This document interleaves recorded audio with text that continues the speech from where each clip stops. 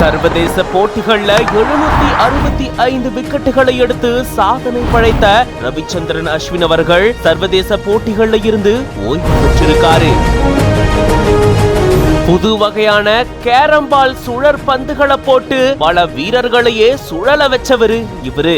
விக்கெட்டுகள் எடுக்கிறதுல இவருக்கு நிகர் இவரே. சர்வதேச அரங்குல இந்தியாவை பெருமைப்பட வைத்தவரு. விக்கெட்டுகள் மட்டும் இல்லாம பேட்டிங் ஃபீல்டிங்னு ஆல் ரவுண்டரா இருந்த அஸ்வின் அவர்கள் கடந்து வந்த பாதை என்ன விரிவா இந்த வீடியோல பார்க்கலாம். இந்திய கிரிக்கெட் வரலாற்றுல தனக்கென தனி ஒரு அடையாளத்தை உருவாக்கி ஜொலிச்சவர் தான் நம்ம ரவிச்சந்திர அஸ்வின் அவர்கள். சென்னையில பிறந்து வளர்ந்த இவரு தன்னுடைய தனித்திறமைய சர்வதேச அரங்குல காட்டி இந்தியாவை தலை நிமிர செய்தவரு. ஸ்கூல்ல படிக்கும் போதே இவரு சின்ன வயசுல இருந்தே கிரிக்கெட்ல அதிக ஆர்வம் கொண்டிருந்திருக்காரு. இந்தியானுடைய அண்டர் 17 ஸ்குவாட்ல இவரு முக்கிய பங்கு வகிச்சிருந்திருக்காரு. அப்போ ஓபனிங் பேட்ஸ்மேனாகவும் இருந்திருக்காரு. இவர் ஒரு right off spin bowler all ரவுண்டர்னு சொல்லிட்டே போகலாம். சர்வதேச அளவுல நடந்த போட்டிகள்ல 765 விக்கெட்டுகளை எடுத்த பெருமையை இவர் தக்க வச்சிருக்காரு. டெஸ்ட் போட்டிகள்ல 6 செஞ்சுரிஸும் எடுத்திருந்திருக்காரு. தன்னுடைய 18வது வயசுலயே அவருடைய அக்மார்க் ஸ்டைலான ஆஃப் ஸ்பின் பவுலிங்ல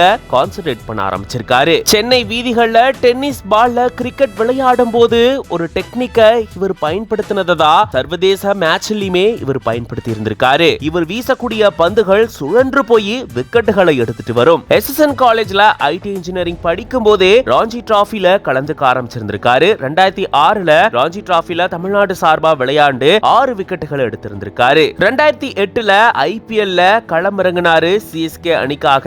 ஆனா அந்த போட்டியில அவர் விளையாடல. 2009ல 2 போட்டிகள்ல விளையாண்டு 2 விக்கெட்டுகளை எடுத்தாரு. அதுக்கப்புறம் ஐபிஎல்ல தனக்கான ஒரு முத்திரையை பதிச்சாரு. 2011ல டெஸ்ட் போட்டியில வெஸ்ட் இண்டீஸ்க்கு எதிரா இவரு முதல் போட்டியில விளையாடி இருந்தாரு. ஆனா அதுக்கு முன்னாடியே 2010ல ஒன் டே இன்டர்நேஷனல் போட்டியில ஸ்ரீலங்காக்கு எதிராகவும் விளையாடி இருந்தாரு ஜிம்பாப்வேல நடந்த போட்டியில.